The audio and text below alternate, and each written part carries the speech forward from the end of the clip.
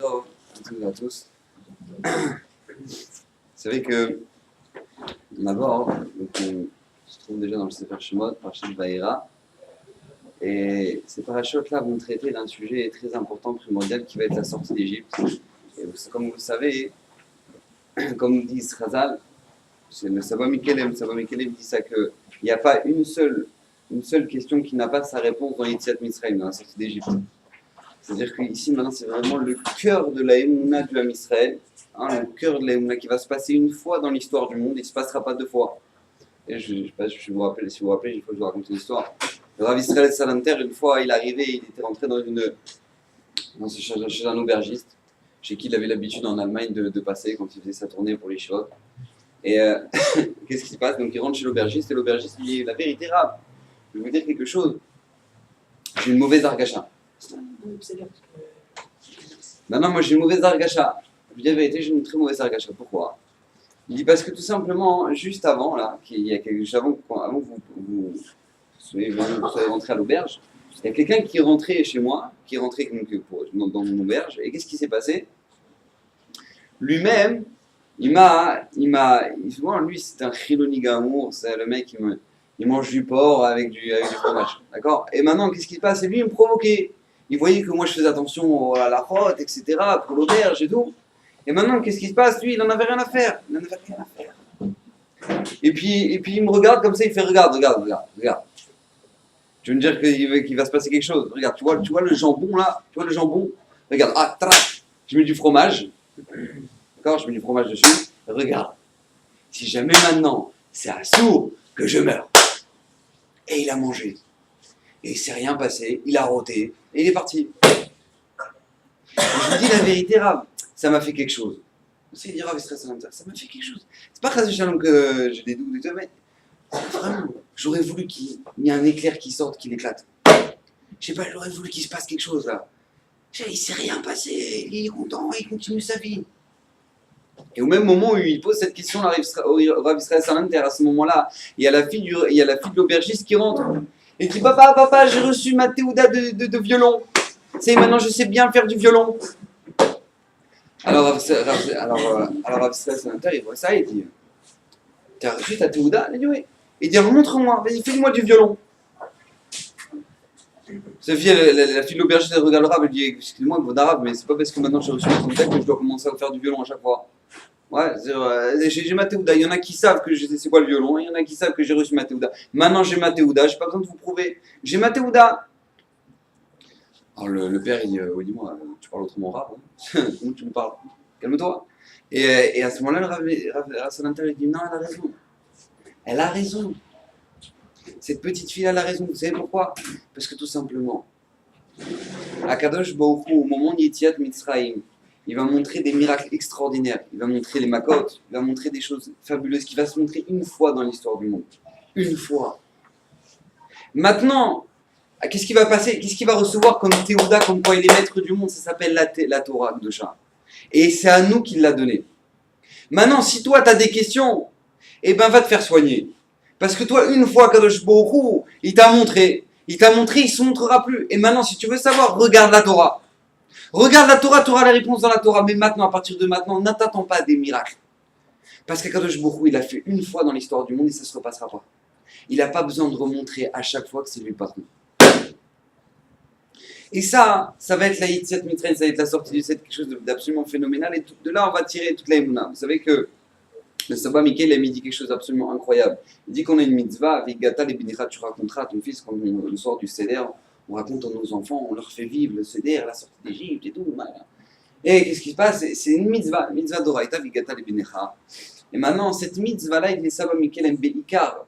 C'est bien. Le principal de cette mitzvah, c'est de raconter la folie qu'il avait Paro. Il y avait un homme qui était un des acteurs principaux de toute cette histoire-là de la sortie d'Égypte qui s'appelait Paro. Paro. Maintenant, cet homme-là, nous, depuis qu'on a grandi, on a fait le Torah un peu, ouais, non, on a entendu quand même parler de Paro. Bon, on se dit: ouais, c'est un malade, le mec est fanatique, c'est un fou.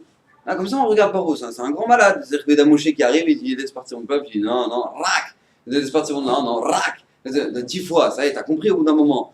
Et non, donc nous, on a grandi comme ça, Paro, c'est un malade. Ouais. et il va s'en prendre plein la tête. Maintenant, sachez une chose, c'est que nous dit le Maharal, Torah, c'est Milachon Horaa, c'est un enseignement. Si maintenant, Paro, on parlait d'un malade mental, qui n'a absolument rien à voir avec nous, il n'y a aucun intérêt de le mentionner. Si Akadosh Baruch Hu nous mentionne Paro, et qu'à chaque fois il nous mentionne le discours qui se passe entre Moshe et Paro, et qu'Akadosh Baruch Hu à chaque fois, à chaque plaie, il raconte que Paro a endurci son cœur, c'est qu'on a un moussard à en tirer, un enseignement à en tirer. Lequel?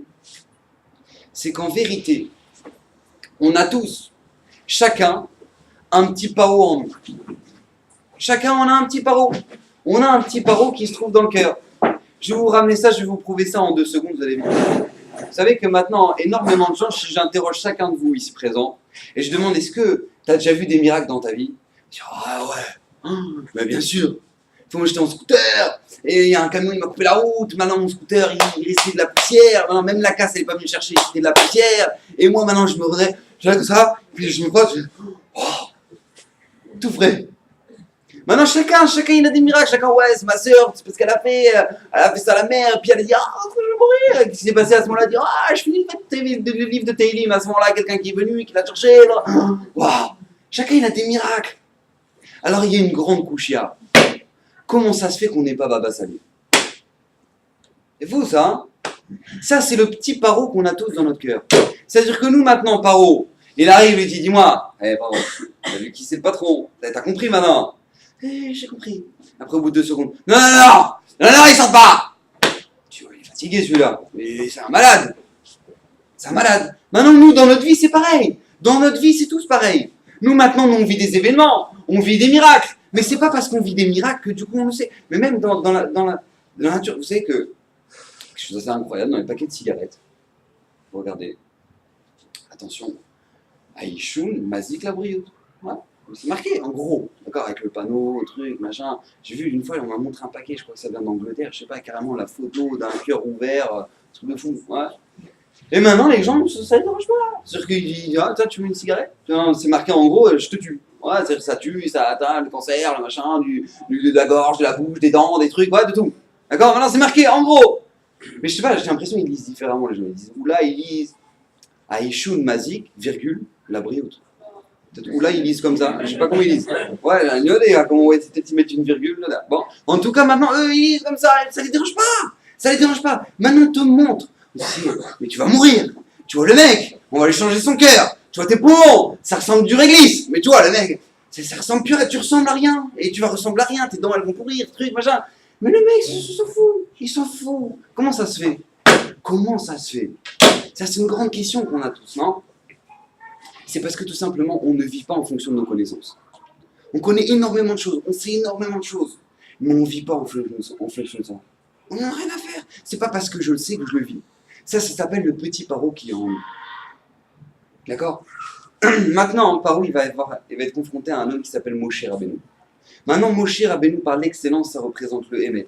Ça représente un homme qui devient plus un homme, qui devient Kimat Malach, pendant 40 jours, 40 nuits. Il va être avec Hachem sans manger, sans boire, au moment du Matan Torah. Un homme qui vit entièrement en fonction de ses connaissances.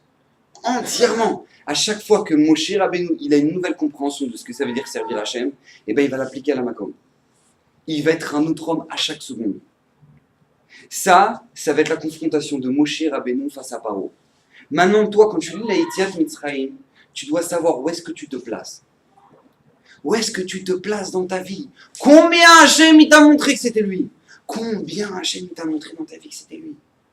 Combien t'as vu des miracles, et combien t'as vu des choses, et combien... C'est marqué dans la Gemara. Rechaim Yudim Shem Olchim Laginam. Ils le savent. Ils le savent. Ils le savent qu'il y a la mort. Je vous allez me dire, il n'y a aucun rachat qui a fait une fois une Nevaya. Aucun il a enterré un proche. Il le sait, regarde. C'est là que tu finis. C'est là que tu finis. Avec de la terre sur toi. Et qu'est-ce qui se passe après? On dit, Idgadal, Idgadal, Shemeraba. Bezrat Hashem, qu'Akadosh Baruch Hu, il soit miséricordieux, que son nom soit grand, et qu'il ait du mérite, parce que là-haut, c'est chaud. Il le sait, il le sait. Et pourquoi il ne change pas?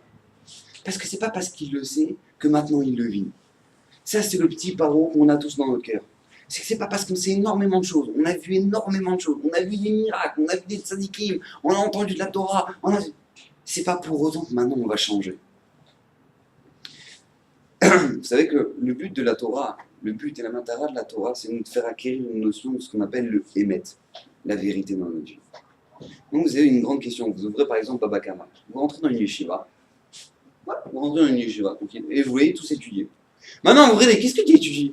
Et alors je t'ai expliqué. À Shor, chez Nagar et Tapara. Alors le Shor, il est arrivé, et puis il a encorné la vache. Et au moment où il a encorné la vache, c'était la première fois. Mais il n'a pas fait que donc il paye la moitié du Nézek de la vache. Et après, il paye une deuxième fois, 3 fois, il a recommencé la 4e fois, il payera Nézek Shalem. Et maintenant, qu'est-ce qui va se passer? Mais attention, tout ça, c'est une marloquette Rabbi Yehuda Chachamim. Si je... Je n'ai pas compris, où t'as vu une vache là? T'as vu un taureau, t'as vu une vache? Et les mecs, ils font ça toute la journée. Toute la journée. C'est Rabbi Yehuda, il vient dire, il dit, mais attention, quand on dit que le taureau, il a encorné la vache, c'est pas que maintenant la vache, ça change rien, parce que tu pourrais croire que dans Chêne, ouais, que quand maintenant la vache, elle mange, et ben c'est seulement dans le... Qu'est-ce de quoi tu me parles? Mais de quoi tu me parles? Papa, on est au 21e siècle, qu'est-ce que tu me parles d'une vache qui a encorné l'autre vache? De quoi tu me parles? Le Maharal de Prague, il dit, dans cette souga là que je viens de vous citer, se cache la plus grande chorma du monde. La plus grande chorma, la plus grande sagesse du monde, elle se cache là-dedans. Pourquoi? Parce que tout simplement, quand tu étudies, tu apprends à avoir un raisonnement qui est émette. Tu apprends constamment à chercher où est la vérité. Tout le temps, tout le temps, tout le temps. Tu réfléchis, tu cherches où est la vérité. Et tu as une recherche comme ça, tu cherches que ce soit maintenant le méchanique, que ce soit par rapport au rapport que tu as avec tes voisins, que le rapport que tu as chez toi dans ta famille, que le rapport que tu as dans ton travail. Dans ton travail. Moi, une fois, on m'a demandé, on a dit, ouais, vous, les parents des Yeshiva, pourquoi vous n'allez pas bosser? Qu'est-ce que je lui ai répondu? J'ai dit, je suis pas au niveau de bosser. Si tu veux que je te dise un truc, je suis pas au niveau de travailler. J'ai pas fini Tour Shulchan. J'ai pas fini Rochen Mishpat, je sais pas, moi j'ai peur d'aller travailler. Moi je vais travailler, moi. Je sais même pas c'est quoi. Tu dis maintenant, toi, tu dis, ouais, c'est quoi, regarde, j'ai besoin d'un investissement, ouais, sur 2000. Maintenant, viens, on le place ensemble, toi, tu gagnes 1%, on gagne 1%. Paf, Ribit Doraïta, t'as pas trié à ta métier. Toi, t'as fait un intérêt, t'as gagné 1%, t'as fait Ribit Doraïta. Je dis, oh, on a fait une affaire, il se serre la pince. Oh, on a fait une affaire, il se serre la pince. Et après, il se dit, mais non, c'est la serre parce que le Mashiach, on le verra pas. Vous imaginez un peu le truc? On se dit, mais comment ça c'est que tu vas pas très? Je suis pas au niveau. Je suis pas au niveau. Comment moi maintenant je connais tout, je suis au Ranaro maintenant pour aller bosser? Non, maintenant, d'accord. D'accord. Maintenant, comprenez que c'est comme ça qu'on doit voir les choses. Que chaque fois quand on avance dans la Torah, quand on étudie la Torah, on doit avoir une recherche de émettre constante. On doit avoir une recherche de vérité. Que ce soit dans le rapport que j'entretiens avec ma femme, que ce soit dans le rapport que j'entretiens avec mes enfants, dans la manière d'éduquer les enfants. Vous savez ce que c'est que d'éduquer un enfant? C'est pas ça que tu vois, bon voilà, il me pris la tête, tac, je lui mets une tarte. Mais t'as pas le droit, tu fais un Issour d'Oraïta. Si t'as pas de raison de faire un Issour d'Oraïta, t'as frappé ton enfant pour rien. C'est un Shulchan Aruch Mefourash. T'arrives, toi maintenant, ta femme, elle t'a un peu énervé. Toi t'arrives, tu l'enfonces. Tu fais un Issour d'Oraïta. Si c'est pas 2, si c'est pas 3. Vous imaginez un peu le truc. C'est-à-dire que toi maintenant, on te demande d'étudier, on te demande de faire ça. Pourquoi? Pour avoir un raisonnement. Que chaque seconde dans ta vie, tu cherches le émet. Tu as une recherche où maintenant, tu dis, mais qu'est-ce qu'Hachem attend de moi? Qu'est-ce qu'Hachem attend de moi dans le travail? Qu'est-ce qu'Hachem attend de moi dans le rapport que j'ai avec l'autre? Qu'est-ce que Hachem attend de moi dans le rapport avec mes enfants? Dans chaque chose. Ça, c'est le Limud Torah. Ça, c'est l'étude. C'est ça qui... Et nous, maintenant, le problème, c'est que ça fait peur. Ça fait peur beaucoup de gens. Parce que le problème, c'est quand tu es face au émet, tu sais ce que tu vaux. Tu sais où tu es. Moshe Rabbeinu, il arrive, il voit Datan et Aviram. Ouais, 2 personnes qui étaient en train de se frapper. Il lui dit, Racha, la matakerecha, pourquoi tu es en train de frapper ton frère? Maintenant, lui, je ne sais pas si c'était Datan ou Aviram qui se demandent, les deux, ils sont en train de se frapper. Maintenant, qu'est-ce qui se passe? Eux, il a dit, Racha, qu'est-ce qu'ils vont faire? Écoutez bien, ils vont aller chez Paro, et ils vont lui dire, mais tu sais, Paro, tu sais que Moshe, là, celui que tu fais grandir dans ton palais, tu sais qu'il a tué un Égyptien? Est-ce que vous imaginez un peu la situation? C'est-à-dire que l'homme Israël, il n'a aucun espoir, sauf un, Moshe Rabbeinu, qui se trouve là-bas dans le palais de Paro, et qui négocie. Le Midrash, il raconte des trucs de fou. Comment ils ont réussi à faire Shabbat? Par le srout de Moshe Rabbeinu. Moshe Rabbeinu, il a dit, mais attends, mais comment tu veux faire avoir des ouvriers, tu leur donnes jamais de pause? Ils travailleront mieux s'ils ont une pause. Ah, moi je te propose le Shabbat, toi, fais une pause pour eux. Ah, je fais, oh, d'accord, c'est vrai, t'es chacham. Mais c'était un négociateur de folie, Moshe Rabbeinu, dans le palais de Paro. Maintenant, lui, il arrive, il dit, mais attends, mais dis-moi, t'as un rachat. T'as un rachat. T'es en train de frapper l'autre. Parce qu'il lui a dit que c'est un rachat, il va aller le dénoncer. Pourquoi? Parce qu'il y a un truc, un phénomène absolument incroyable. Quand je vois quelqu'un, je me dis, c'est un sadique. Oh, ils sont bien. Oh, ouais. Maintenant, je dis, mais tu sais que toi, t'as un rachat Meroucha. Le mec, il se regarde, il fait, mais tu vois, comment tu peux me parler comme ça, toi? Tu te prends pour qui? Attends, mais moi, je t'encadrerai. Comment ça se fait que quand maintenant, moi, je te dis, t'as un rachat, mais attends, je n'ai pas compris. Tu fais pas Shabbat, tu manges du porc, t'as un rachat, qu'est-ce que je te dise? Ah non, non! Ah non! Moi, je suis un rachat! Et le mec, il s'énerve. Mais pourquoi tu t'énerves? Mais je suis en train de te donner une définition. Ça, c'est un chat, ça, c'est un chien, toi, t'as un rachat. Ouais, lui, c'est un sadique. Je te dis, je définis la chose. Pourquoi tu t'énerves? C'est un phénomène incroyable, ça. Les gens s'énervent. Mais pourquoi tu t'énerves? Parce que tu sais au fond de toi ce que c'est pas ce que tu vaux. Tu sais que tu t'es pas réalisé. Tu sais que toi, maintenant, tu vaux pas ça. Et maintenant, quand on te dit, mais tu es ça, tu vaux pas, peut-être tu vaux pas, mais en attendant, t'es ça. Non, non. Ah non! Mais attends, mais pour qui tu te prends? C'est lui qui te parle, mais pourquoi tu t'énerves? Parce que c'est la méthode. Quand tu es face au émet, le problème, c'est que c'est difficile. C'est difficile, parce que tu sais pas où te placer. Alors que la Torah, elle attend toute ta vie de rechercher une émet, de chercher la vérité dans ta vie chaque seconde. Mais vous ne pouvez pas vous imaginer quel cadeau c'est. Vous ne pouvez pas vous imaginer quel cadeau Hachem nous a fait. Je vous pose une question toute simple. Imaginez-vous. Le mec, il roule en voiture. D'accord? Il est sur le Vicharba, il roule en voiture. Maintenant, il sent qu'il a crevé. D'accord? Il sent qu'il a crevé, sa voiture fait comme voilà, il a bien crevé. Maintenant, qu'est-ce qui se passe? Je pose la question. Question simple. T'as 1 million de gens qui s'arrêtent sur l'autoroute, tu fais non, non, t'as pas crevé. Ça sert à quelque chose? Ça sert à quelque chose? Ah, bah non, il me dit, j'ai pas crevé, je pas crevé. Il continue. Je sais que j'ai crevé. Maintenant, t'as les autres, non, t'as pas crevé. Non, et t'as 100 personnes qui disent, non, t'as pas crevé. T'as pas crevé, donc ne t'inquiète pas, vas-y, tu peux continuer. Pose la question, il va continuer à rouler. C'est pas chaud que non. D'accord? Je vous pose la question à l'inverse. Écoutez bien, c'est une grosse couche ce que je suis en train de donner. Maintenant, lui, il a des pneus. D'accord? Des pneus blindés, je sais pas comment vous dites, des pneus pleins. D'accord? C'est un truc increvable. Il roule sur l'autoroute et il y a des gens qui disent, ton pneu là, tu as crevé. Ouais, il passe à côté. Ton pneu, tu l'as crevé. Il va s'arrêter pour regarder. Il va s'arrêter pour regarder si son pneu il est crevé. Question, non? Qui va s'arrêter? C'est pas chaud qu'il va pas s'arrêter. Pourquoi? Parce que tu sais ce que tu vaux. Tu sais ce que tu as. Tu sais ce que tu as. Donc t'as pas de question. T'as pas de question. Maintenant, nous, le problème, c'est quoi? C'est qu'on a des définitions dans la vie qui est fausse. Benzoma, il dit, dans Pirkei Avot, il dit, Benzoma, Ezeu Chacham. Ezeu Chacham. Alors, je vous pose la question, c'est quoi un Chacham? C'est quoi la définition de quelqu'un qui est Chacham? Alors, tu dis, bon, voilà, chez les Inuits, ouais, un Chacham, c'est celui qui sait bien sacher le phoque. D'accord, c'est pas chaud. Maintenant, vous allez en France, un Chacham, c'est le mec qui a fait Polytechnique. Maintenant, à côté de comment ça s'appelle? De Einstein, il peut aller se cacher. Donc, ça, c'est quoi un Chacham alors? Parce que ça dépend de l'endroit où tu es. Donc chez les Inuits, le mec il sait bien chasser le phoque, alors du coup c'est un chacham. Mais maintenant, face à côté du français qui fait Polytechnique, c'est pas un chacham, c'est un brel. Maintenant, qu'est-ce qu'il fait à côté d'Einstein, même celui qui a fait Polytechnique, c'est un brel. Donc alors qu'est-ce qu'on fait? C'est quoi un chacham alors? C'est quoi un chacham? Alors les gens ils savent pas. Alors ils regardent la réalité, ils disent bon, alors bon, lui, il sort, bon alors lui il est chacham.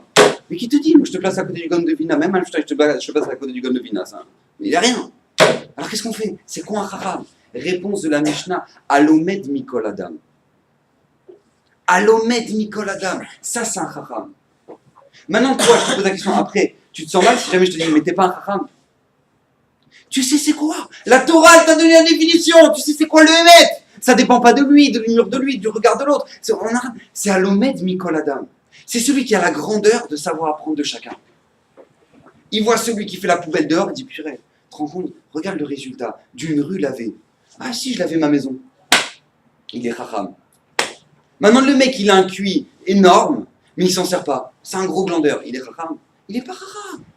Ezeu chacham alomed mikol adam, nous dit la Torah. Alomed mikol adam. Ad kedekar, écoutez bien, combien c'est beau. Je pose une question. Toi, t'es pas d'accord avec l'autre. D'accord? T'es pas d'accord avec l'autre. Donc toi, tu dis que c'est ça la vérité, l'autre il dit c'est ça la vérité. Bon, chacun discute, voilà, chacun il ramène ses preuves, lui je dis la vérité, lui il dit la vérité.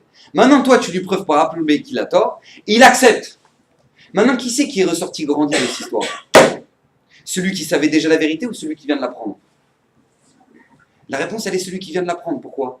Parce que jusqu'à maintenant, il n'avait pas la vérité. Mais maintenant qu'il a eu la discussion avec toi, eh ben, il sait la vérité. Donc, il a acquis de la vérité. Lui, il s'appelle Chacham. Ça, c'est la istaklout de la Torah. La Torah te dit, regarde c'est quoi la vraie définition des choses.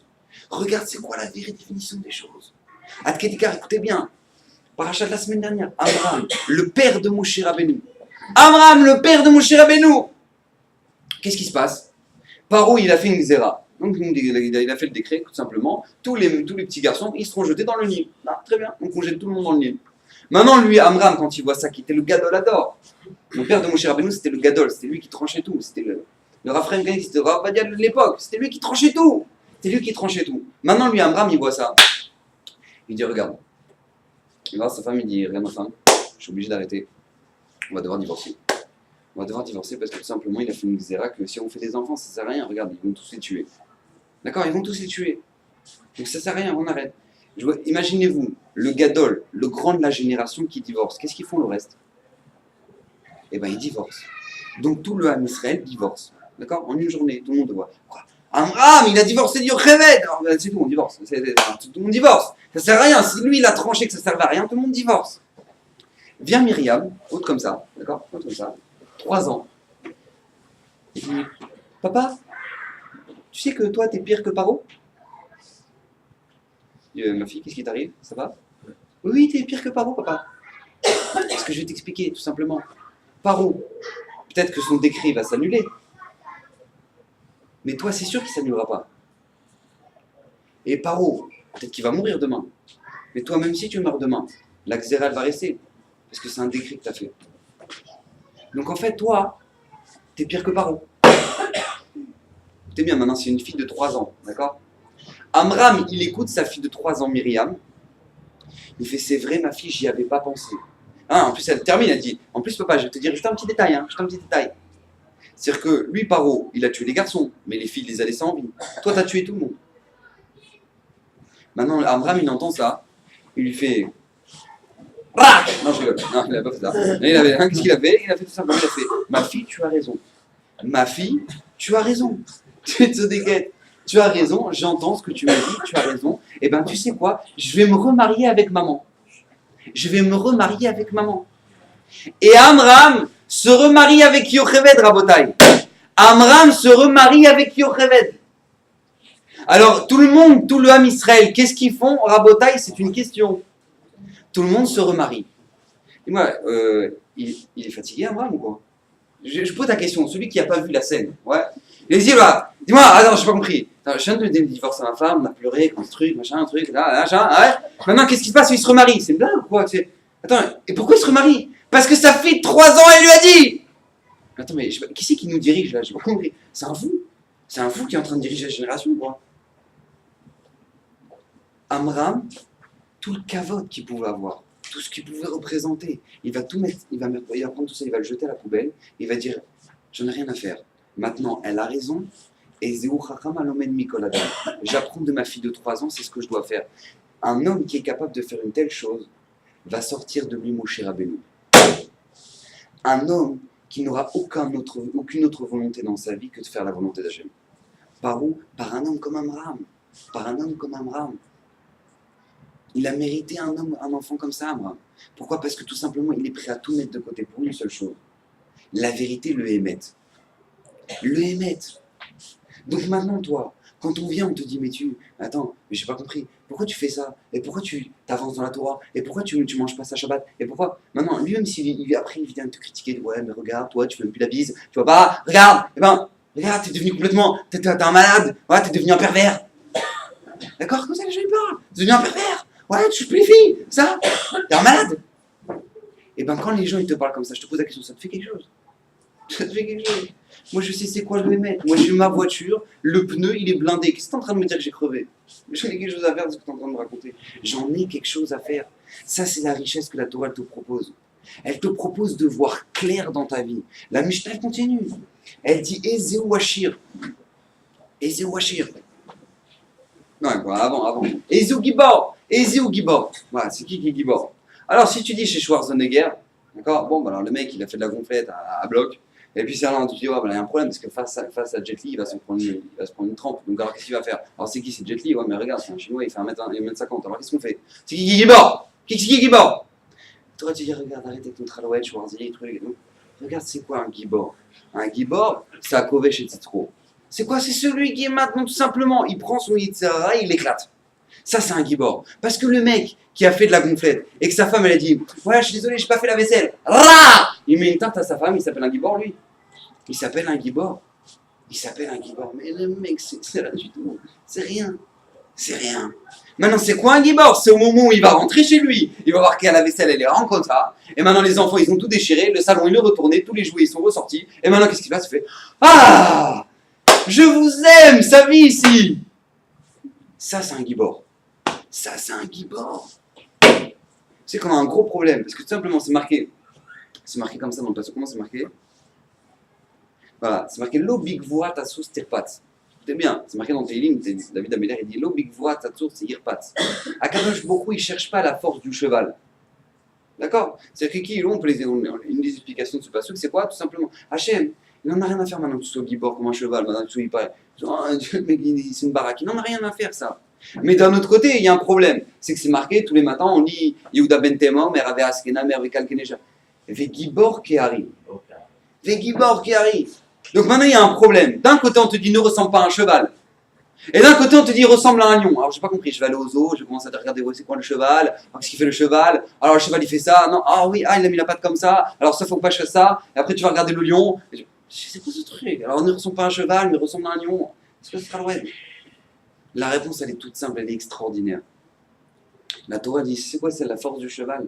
La force du cheval elle est extérieure. La preuve c'est que si jamais tu lui donnes un coup en bas de la patte dans le sabot, et qu'après il boite, qu'est-ce qu'on fait avec ce cheval-là? On le pique.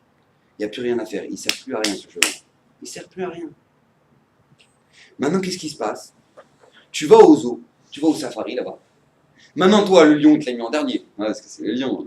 Le lion, c'est le lion. Donc, on te l'a mis en dernier. Donc, maintenant, qu'est-ce qui se passe? Toi, tu vois les girafes, les rhinos, les trucs, t'as ton fils qui te montre. Eh, papa, comment est-ce qu'on voit le lion? Non, tu tapes toutes les girafes. Donc, les girafes, tu les as pas vues, les trucs, parce que tout le temps, t'en demandais, eh, le lion, le lion. Et maintenant, au moment où tu arrives devant la rangée du lion, tu te mets devant, et ben, qu'est-ce qui se passe? T'as 4 grillages, ta. Et là-bas, dans l'herbe, on te dit, regarde, tu vois la touffe là-bas. Tu vois ce qui pionce là-bas. Tu vois un peu? Et ben, c'est le lion. Ah, le roi des animaux. Incroyable. Non, regarde, il est en train de pioncer. Si t'as du bol, la lionne, elle s'est levée pour lui amener à manger. Si t'as du bol. Mais c'est ça. Maintenant, je dis, papa, je vois même pas le lion, je ne vois même pas. Maintenant, on va lui expliquer, regarde, c'est la crinière, c'est quoi la crinière? C'est là. Et ouais, tu fais, ah, on n'a pas vu le lion. Non, ça, c'est le lion. Ça, c'est le roi des animaux. On te dit, regarde, ressemble à un lion. Ouais. Et maintenant, un cheval, non, que dalle. Alors, qu'est-ce qu'on fait? La réponse, écoutez bien, elle est très puissante. Le cheval, comme on a dit, sa force, elle est extérieure. Tu donnes un petit coup, c'est terminé avec lui. Maintenant, c'est marqué dans Teilim. Arié Shoeg Miloïra. Lorsqu'un lion il rugit, qui sait qui n'a pas peur? C'est vrai, le lion, tu le vois pioncer là-bas. Mais au moment où il a faim et au moment où il rugit, vaut mieux pas que tu sois dans les parages. Vaut mieux pas que tu sois là-bas. C'est vrai, c'est un gros pionceur, mais vaut mieux pas que tu sois dans les parages. Pourquoi? Parce que sa force, elle est intérieure. Ça, c'est la force du lion. On te dit avec Gibor, ne ressemble pas au lion parce qu'il dort toute la journée. Ouais, Askenamer, Veratsketsvi, etc. Sois comme ça. Pour eux, ressemble ça. Mais avec Gibor Kehari, que ta force, elle soit intérieure. C'est ça qu'on attend de toi, que tu travailles à l'intérieur, que tu ressembles pas maintenant. Voilà, le mec, il a fait des gonflettes, il ressemble à rien. Il ressemble à rien. Il arrive chez lui, il sait même pas tenir une discussion avec sa femme, il s'énerve au bout de 2 minutes. Avec ses enfants, oh, ils m'ont mis les nerfs, ils sont revenus avec un 0. Qu'est-ce que ça veut dire? Ça, c'est un gibor, ça. On te demande au moment de l'épreuve, au moment où on te demande de ne pas regarder, c'est interdit de regarder. Et bien lui, maintenant, il fait ce travail-là. Maintenant, à ce moment-là, il s'appelle gibor. À ce moment-là, aux yeux d'Hachem, il s'appelle gibor. Ça, c'est le travail que la Torah attend de nous. Ça, c'est le travail que la Torah attend de nous, construction. Ça, c'est la vraie définition de quelqu'un qui est fort. Maintenant, la Torah te dit, tu sais quoi? Et c'est Wachir. C'est quoi un riche? Alors la Mishnah te dit, tu sais quoi? À sa mère Bechelko, celui qui est content de son sort. Alors, vous savez qu'il y a un phénomène absolument incroyable. Rav Israël à l'intérieur, il explique comme ça qu'il y a ce qu'on appelle le dimion. Est-ce que vous savez c'est quoi le dimion? Le dimion, c'est l'imagination. C'est l'imagination. Chacun de nous, on possède une force en nous, qui est la force du dimion, d'imaginer. Et Rav Israël à l'intérieur, il dit, c'est la force de toutes les fautes. C'est la source de... L'imagination, c'est la source des fautes. Je vous donne un exemple très simple, vous allez très vite comprendre. Le mec, il a une envie. ou la fille, l'homme est chané. Et maintenant, que ce soit de manger, que ce soit de l'autre, que ce soit l'homme est chané. Il a un désir. Maintenant, lui, ça le bouffe, parce qu'il a envie de ça. Donc elle a envie de s'acheter les dernières bottes. Ah Zara, maintenant il coûte un bras, mais bon, il a envie de se les acheter. Alors qu'est-ce qu'elle fait? Maintenant elle dit, ah ouais, en plus elle les a achetés. Et moi je sais pas. Alors qu'est-ce que je vais faire? Maintenant elle, ça la bouffe, ça la mange comme ça. Elle a envie de les acheter et elle l'a pas fait. Maintenant qu'est-ce qui se passe? Quelle va être la réaction? La réaction elle va être toute simple, c'est tout simplement, on va l'acheter, au moment où on l'achète, on s'est acheté un bonheur. Donc là on se sent mieux. Ouais, on se sent mieux, on a une autre kiff, etc. On est content, alors on se sent mieux. Maintenant qu'on les a, on s'est réhabitué. Vous êtes d'accord avec moi? On s'est réhabitué. Maintenant que tu t'es réhabitué, alors tu as encore des nouveaux désirs. Donc tu as encore de nouveaux désirs. Donc maintenant tu délires. Parce que toi tu imagines plein de choses. Tu dis, ah voilà, si j'avais ça, si j'avais ces chaussures, si j'avais cette voiture, si j'avais ça, et ben qu'est-ce que ce serait bien. Maintenant qu'est-ce qui se passe? Donc du coup toi tu vas poursuivre ça. Une fois que tu l'as, t'en as marre. Et c'est comme ça, sans fin, toute la vie. Toute la vie, le mec il s'imagine, il est dans le dimion, il est dans l'imagination. Et toute la vie, il vit comme ça. Maintenant, lui, il est très malheureux, parce que c'est marqué mille fois. Dans Shlomo Meller, il dit, un homme ne part de ce monde. Il n'y a pas un homme qui part de ce monde sans avoir réalisé la moitié de ses désirs. Imaginez un peu le truc. Tu pars pas sans avoir réalisé la moitié de tes désirs, donc tu as le temps. Ouais. Maintenant, c'est marqué aussi. Yeshlo Mea Rotse Mataim, quelqu'un qui a 100, il veut 200. Yeshlo Mataim Rotse Arbamer, c'est comme ça. C'est le Teva. Le Teva, il est comme ça. Que tout simplement, un homme sans arrêt, il va à la recherche. La recherche, à la recherche, à la recherche, à la recherche. Maintenant, moi, je vous pose une question. La nature des choses, elle serait comment? Elle serait qu'au bout d'un moment, t'en as marre. Ouais, au bout d'un moment, t'en as marre. Toi, t'arrives maintenant. Écoutez bien, c'est un truc très, très classique. T'arrives. Tu marches dans un canyon. Vous savez que le problème du canyon, c'est qu'on achète tout. On achète tout là-bas à un tiers plus cher que d'autres endroits. Ouais. Mais les gens, ils y vont. C'est fou ça, hein? Les gens, ils y vont. C'est-à-dire qu'ils savent qu'ils vont payer plus cher, mais ils y vont. Comment ça se fait? Ils y vont, ils vont acheter. Donc maintenant, qu'est-ce qui se passe? Ils marchent dans le canyon là, puis ils se sentent frais parce qu'ils vont acheter quelque chose. Alors maintenant, ils marchent et tout. Ils rentrent dans le magasin, ils disent, ouais, peut-être je m'achète ce jean là, peut-être celui-là, je m'achète ce manteau, truc. Qu'est-ce que je fais? Ouais. Et puis qu'est-ce qui se passe? Il s'est acheté. Et maintenant, il l'a mis dans son sac, il sort avec le sac. Et là, tu vois, là, je vis. Tu vois, là, je vis. Je vis, maman, je vis. Maintenant, jusqu'à maintenant, c'est un clochard parce que il avait envie d'acheter ce truc-là. Ouais. Maintenant, lui, il vit parce qu'il a acheté. Donc maintenant, une fois qu'il a acheté, il sait qu'il a acheté un bras. Mais il n'en a rien à faire parce que tout simplement, il s'est acheté le caveau de l'avoir acheté là-bas. Ou tu l'as acheté au Simon. Et j'ai payé un bras. Et j'en ai rien à faire. Et parce que rien que pour te montrer que je suis à la Zara, au Simol, et que je l'ai acheté là-bas.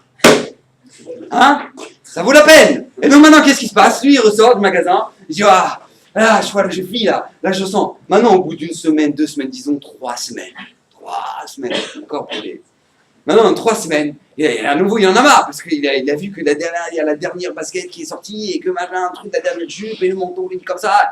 Et donc maintenant, à nouveau, ça le bouffe. Donc qu'est-ce qu'il fait? Normalement, je pose la question. Quelqu'un de normal, t'as ressorti, tu souffres, d'accord, tu souffres, ça te mange. Maintenant, qu'est-ce qui se passe? Toi, tu t'es calmé. Maintenant, toi, une fois que tu ressors avec ton sac, machin, là, tu te sens fraîcheur. Tu rentres chez toi, t'as la vaisselle, t'as le truc, tu dis, oh purée d'avenir. Ouais, c'est sûr, ça j'ai kiffé, mais bon, là, voilà. Tu reviens dans la réalité. Maintenant, ça fait mal de revenir dans la réalité. Il faut que tu as bien kiffé. Ça fait mal. Maintenant, tu reviens dans la réalité. Et une fois que tu reviens dans la réalité, qu'est-ce que tu fais? La normalité des gens, elle dit, mais je me suis fait mal pour rien. Ouais, la logique des choses, c'est de dire quoi? Mais je me suis fait mal pour rien, parce qu'à chaque fois que je vais acheter, je me sens heureux. Je rentre chez moi, je me sens malheureux. Alors qu'est-ce que je fais? Alors normalité, c'est que tu t'arrêtes. Non. Société de consommation, Rabotaï. C'est que tu as tellement kiffé que tu vas y retourner. Tu vas y retourner encore. Et encore parce que tu cherches ce plaisir-là. Tu cherches la force de l'imagination. Tu ne veux pas vivre dans ce monde-là. Tu veux vivre ton imagination. Que là, tu vis dans un kiff constant. Non, tu as fait ça et je vais encore revivre ça. Et tu recommences. Vous savez que le Chavetz Chaim, il ramène un machal absolument extraordinaire. Extraordinaire, le machal du Chavetz Chaim. Vous savez, il ramène comme ça. Il dit tout simplement, une fois, il y avait un roi sur lequel on a fait un coup d'état. Donc le roi, on l'a jeté. Et maintenant, lui, ce roi-là, il est parti se réfugier dans un petit village où tout le monde l'a bien accueilli et tout, ils l'ont protégé, etc. Au moment où maintenant le roi, il retrouve le pouvoir, il revient dans ce village, il dit, voilà, écoutez bien, chers villageois, à partir de maintenant, il y a de la joie. Pourquoi? Parce que vous pouvez me demander ce que vous voulez, je vous le donne. Ce que vous voulez, je vous le donne. Demandez-moi ce que vous voulez. Alors l'autre, il dit, ouais, moi j'aimerais ça, une maison, j'aimerais un champ, j'aimerais ça, papa. Chacun, il fait son. Et il y a un petit juif, il débarque. Il dit, mon roi, ça vous dérange pas? Juste, vous voyez là, à l'entrée de la Beta Knesset, parce que je suis là-bas toute la journée, ouais. Là, vous mettez un truc en bois, je sais pas, un truc spécial où je peux me gratter le dos. Parce que comme en fait, moi, j'ai des démangeaisons dans le dos, alors je kiffe, je fais comme ça, ouais. Et puis comme ça, je me frotte le dos, je suis bien comme ça. Ah, est-ce que vous pouvez juste me mettre, voilà, c'est ma demande, je vais mettre ça. C'est à l'entrée de la Beta Knesset, ça vous dérange pas?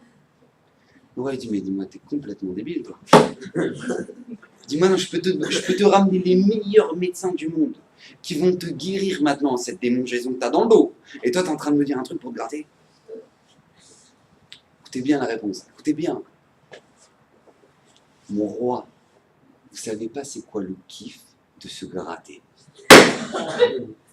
Vous pouvez pas imaginer quel kiff j'ai au moment où je me gratte comme ça. Oh, quel kiff. Israël me dit ça, c'est la vie de chacun de nous. Hachem te dit, Baba, je te propose de Olam Haba. Et toi tu fais non, j'aime me gratter. J'aime ici, moi, acheter une voiture, acheter des bottes, acheter un manteau. Et c'est mon kiff. Et je te propose tout. Je te propose la vie. Je te propose la vie éternelle. Je te propose. Mais la Torah, je te propose de l'aimer dans ta vie. Je dis non, je veux pas. Je vais me gratter. Je vais me gratter. Voilà, je vais me faire des. Voilà, j'ai un peu d'argent. Je vais acheter, je vais dépenser. Et j'ai senti que je suis quelqu'un. Et je me sens vivre. Et après, voilà. Et après, je me sens pauvre. Alors, je me ressens vivre. Et je vais racheter. C'est quand vous parlez avec les gens qui font du poker, c'est un phénomène incroyable. Les gens qui font du poker, ils claquent de l'argent dans le poker. Maintenant, vous l'interrogez la personne 2 minutes, tu lui dis, mais attends, mais je peux te poser une question? Regarde, là, tu viens de perdre tout ton argent, tu viens de perdre 10 000. Là, maintenant, je vois que tu vas poser ta clé de voiture. Maintenant, il l'a posée, il l'a perdue. Maintenant que tu as perdu ta clé de voiture, comment tu peux mettre ta clé de la maison? C'est incroyable. Tu poses la question, tu dis, explique-moi comment ça se fait. Tu as perdu ta voiture là, tu vas rentrer à pied. Là, ta maison où ta femme et tes enfants, ils sont en train de dormir dedans. C'est-à-dire que demain matin, tu vas arriver, tu vas dire, on prend nos affaires, on part. C'est pas une fois, 2 fois, 3 fois que ça arrive malheureusement. Des centaines de familles détruites, des milliers de familles détruites. Pourquoi? Parce que le papa, il avait envie de jouer au poker. On va tous dehors. On va chez Tata dormir demain, parce qu'on n'a plus de maison. Tu lui poses une question, mais dis-moi, t'es pas un peu malade? T'es pas un peu un grand malade, toi, maintenant? T'as mis la clé de ta voiture, arrête-toi. C'est quoi sa réponse? C'est quoi sa réponse? Tu comprends pas. Tu comprends pas. À une carte, je récupère tout. À une carte, je récupère tout. La bonne carte, je récupère tout. Ça, c'est ce qu'il s'imagine. Ça, c'est ce qu'il s'imagine. Il vit dans le dimion total. Il vit dans l'imagination totale. C'est que lui, il se dit quoi? Il se dit, regarde. Odméat, voilà, je gagne tout avec une carte, voilà. Il suffit, c'est la bonne carte, j'ai gagné. C'est la bonne carte, j'ai gagné. Le mec, il vit dans le délire total. Il ne vit plus dans ce monde. Ça, aux yeux de la Torah, ça s'appelle un pauvre. Pourquoi? Parce qu'on te dit, c'est quoi un riche? Et Zouachir, à sa mère Bechelko. C'est celui qui est heureux de ce qu'il a. Il vit les pieds sur terre. Il sait que ce qu'il a, c'est ce qu'il a, ce qu'il n'a pas, c'est ce qu'il n'a pas. Point. Je l'ai pas, ça sert à rien que je commence à taper un délire. Ah, je tape un délire, ouais, bah, tu sais quoi, je vais faire des vacances peut-être, je vais aller là-bas et trucs. Mais dis-moi, t'as quoi? J'ai rien. Mais j'imagine, je vais faire un kiff, mais que t'as rien. Mais dis, mais avec une carte, j'ai tout. Regardez les gens qui jouent au loto. Vous allez voir les gens qui jouent au loto. Les mecs qui dépensent un argent de malade dans le loto. Dans le loto. Tu poses une question, tu te dis, regarde, attends, ça fait 10 ans que tu joues. Ouais, 10 ans que t'as rien gagné chaque semaine. Ça y est, au bout d'un moment, ça y est, tu t'arrêtes. Vous savez ce qu'il répond? Écoutez bien la réponse, écoutez bien. La réponse, elle est toute simple. Regarde, tu comprends pas, toi. Une semaine avec un ticket de loto dans la poche, c'est une autre semaine. Pourquoi? Parce que quand j'ai le ticket de loto dans la poche, mais je suis jaloux de personne. Je suis jaloux de personne parce que bientôt c'est à moi. Bientôt c'est à moi. Ça, c'est à moi. La voiture, elle est à moi. Donc tu crois que je suis jaloux, moi? Je suis jaloux de personne, je suis bien. Non, tu poses la question, tu dis, mais dis-moi, et au moment où tu donnes le résultat, t'es pas un peu en déprime totale? Quelle est la réponse? Écoutez bien, les grands joueurs de loto, la réponse. Écoutez bien, c'est incroyable. Regarde, un vrai joueur de loto, c'est quelqu'un qui achète la carte de la prochaine avant de savoir le résultat de celle-là. Parce que le mec, tout le temps, il est dans l'imagination. Bientôt c'est à moi, bientôt ça c'est à moi, et bientôt je pourrais faire ça. Et le mec il est heureux, il vit dans l'imagination totale. Il est pas là le mec il est pas là. Le mec il perd sa vie, il perd sa femme, il perd ses enfants, il perd tout. Mais il dit mais c'est pas grave, bientôt je récupère tout. Parce que quand j'arriverai avec l'argent, ma femme elle me revaudra. Vous imaginez un peu le truc de fou. La tourelle vient te dire regarde le Hémet, papa, regarde le Hémet. Et Zéou Achir. Et Zéou Achir, c'est pas celui qui a 1 million sur le compte. Et Zéou Achir, qui c'est qui est appelé riche? À sa mère Bechelko, celui qui est heureux de ce qu'il a. Il est heureux de son sort. Même s'il a 20 shekels, il n'a rien à manger. L'homme échané, je suis heureux parce que c'est Magiali. C'est ce qu'Akadosh Baruch Hu il veut nous donner parce que moi je dois faire une capara de ça.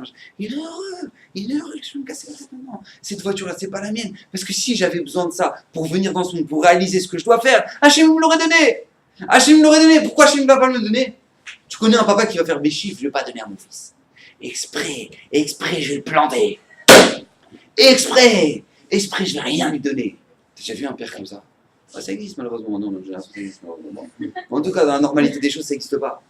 Un père, normalement, il donne à son fils. Il donne. Donc si mon père, qui aime plus que tout au monde, il m'a pas donné, pourquoi? C'est que j'en ai pas besoin. Voilà. C'est pas seulement parce que j'en ai pas besoin. C'est que si je l'avais, ce serait peut-être dangereux. Peut-être que je perdrais tout si j'avais de l'argent. Peut-être que je perdrais tout.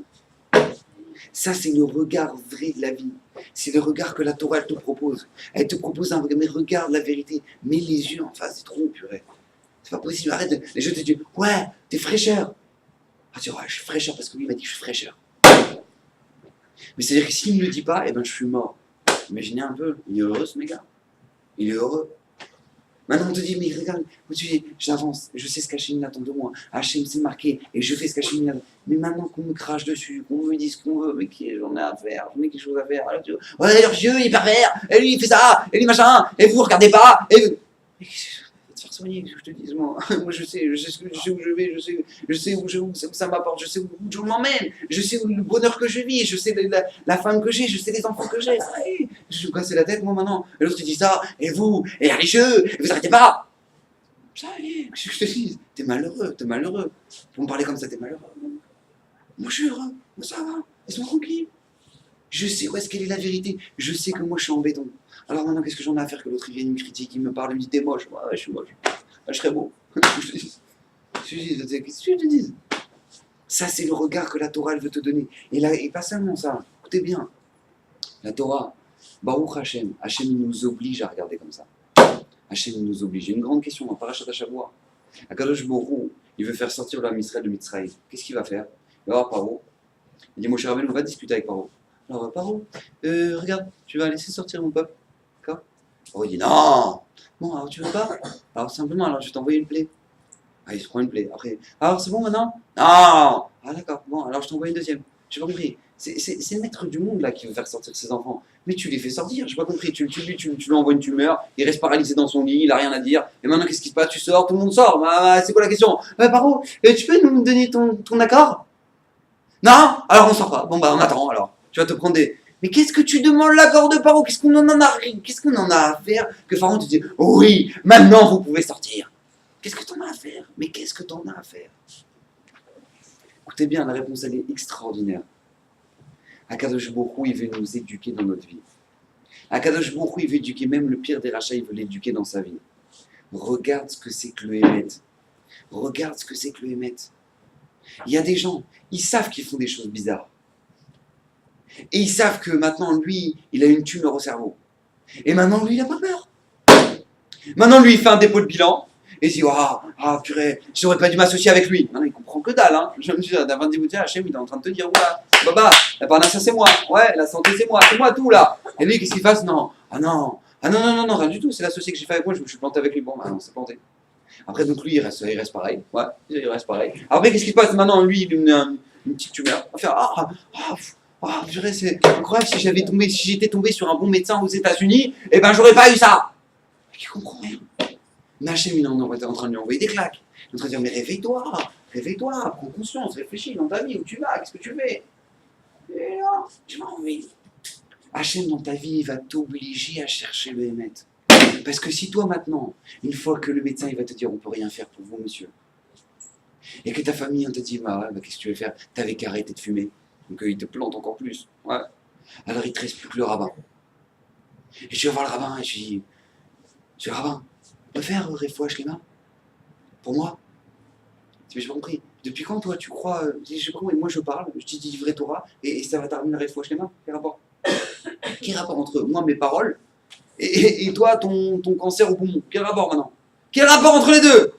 Je sais pas, mais je sais que c'est ça. Ah ouais, tu sais que c'est ça.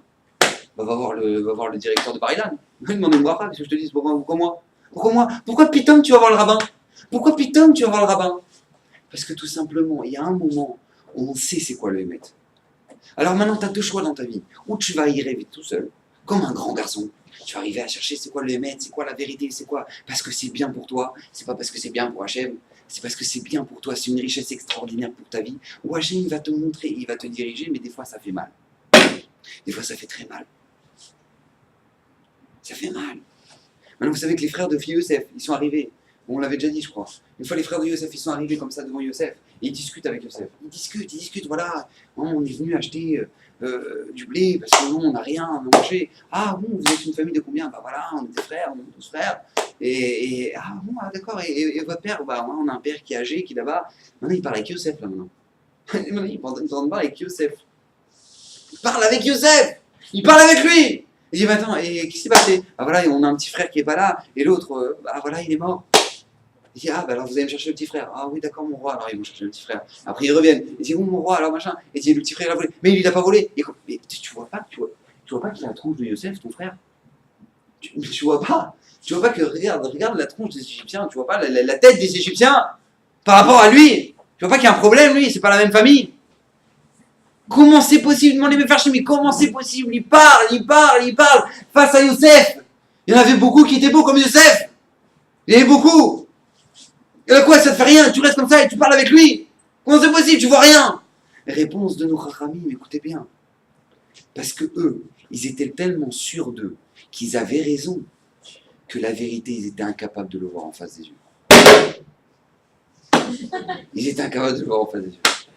Il le voit, mais t'as Yosef en face des yeux. Il va te dire, allez Yosef. Il meurt à la Macom. Ça, c'est le problème qu'on a chacun de nous.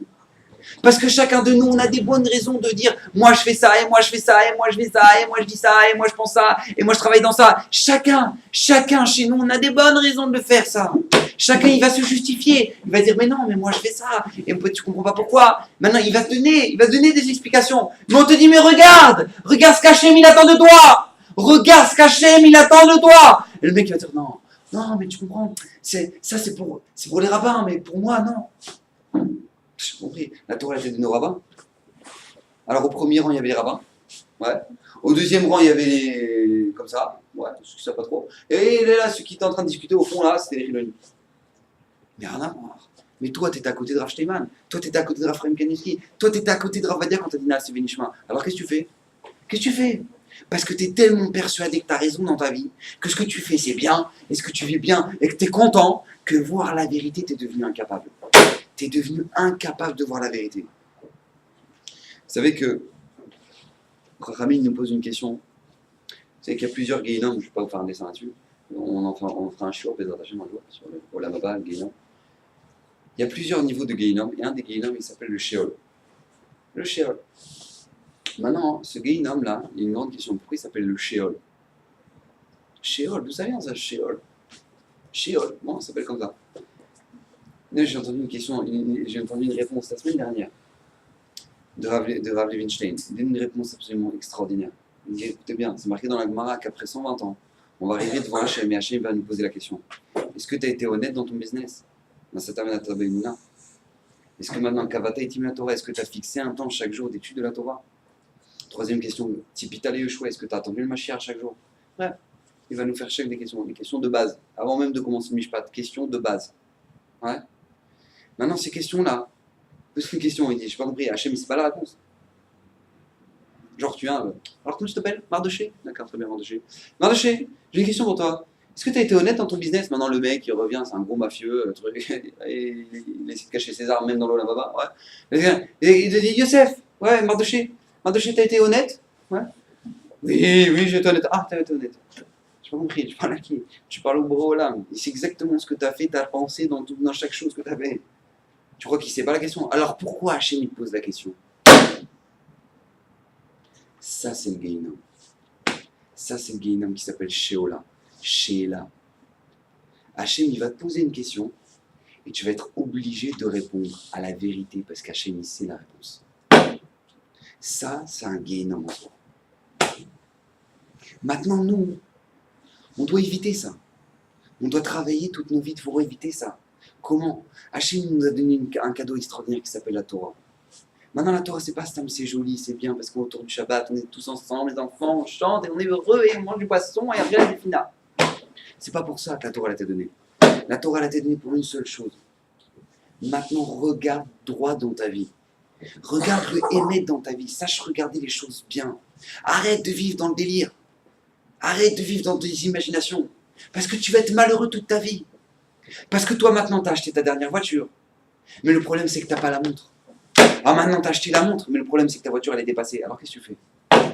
Alors, tu es malheureux toute ta vie. Parce que toute ta vie t'angoisse. Parce que tu l'as pas. Une fois que tu l'as, tu es heureux, mais ça passe. Alors, qu'est-ce que tu fais? La Torah te dit, mais regarde la vérité. Regarde droit dans ta vie. Regarde le Hémet. C'est un cadeau qu'Hachem nous a fait à nous. À nous, Hachem nous a donné un cadeau. À nous. C'est un cadeau extraordinaire. C'est le cadeau du maître du monde. Je vais terminer avec une histoire. Je vais faire Zecher Tzadik Livracha. Un de mes maîtres, Rav Reuven Karlinstein. C'était un de mes maîtres. C'était un homme d'une grandeur extraordinaire. C'était un homme d'une bonté. Et quand il parlait, mais chaque chose qu'il disait, ça rentrait dans le cœur. C'était extraordinaire. À la fin de sa vie, il avait eu en mamash, il a vécu des histoires extraordinaires, mamash, des trucs noraïs. Et une des grandes souffrances qu'il avait, c'était qu'il était diabétique. Et que son diabète, c'était grave, ses reins, ils ne marchaient plus, et donc du coup, il avait des séances de dialyse. Et une fois, il raconte son fils qu'il était parti dans une séance de dialyse. Il était à l'hôpital, à Terra-Chomère.